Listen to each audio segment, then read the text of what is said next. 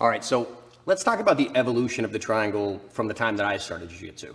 Now, I started in about 2005, so I'm going to give you the first version that I learned from my judo instructor. This is the first version that I learned.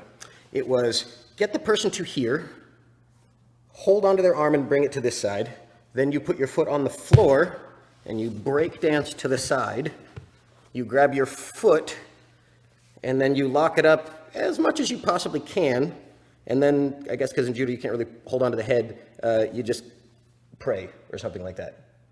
It doesn't work.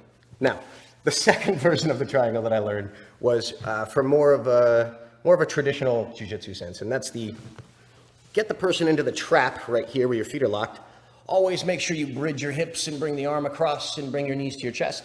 Then you grab the head and you grab your foot back here or right here, and you lock it up as much as humanly possible, but your legs are probably too short or something. Weird excuses. And then from here, you grab the head and count to 10, and you pull as hard as you can, and you squeeze your hip abductors, and hopefully you don't get tired before this guy taps out.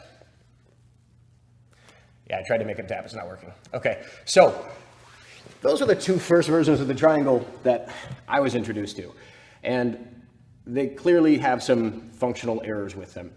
The next version that I learned was from watching the Ryan Hall DVD that came out roughly 10 years ago. And this version lasted with me all the way till black belt. Like, it's a fantastic version of the triangle. This one is obviously a little bit more broken down scientifically. So from right here, the first thing that we're doing is we're crossing our feet, pinching our knees together, curling our heels down. From here, I don't care where the arm is across the body or not. I grab the head with two hands. I grab my shin. I shimmy away until I can get to a good place to lock the triangle and flex my feet.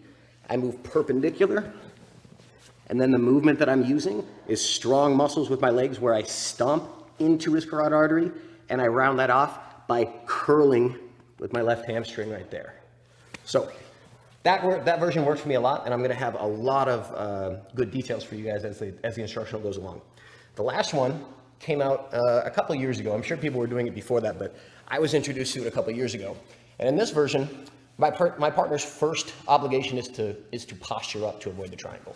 So as he postures, what I'm doing is I'm pushing his arm to the outside, controlling the crown, and then scooping under his knee. And as I do this, I'm covering his shoulder girdle and rolling up, dropping my knee, and locking this way. The finish on this one is more of a rotational finish, and it's very, very strong and very, very brutal. So that's kind of the evolution of how I've seen triangle choke evolve over the years, and those last two methods are the ones that I'm going to be breaking down for you in this instructional.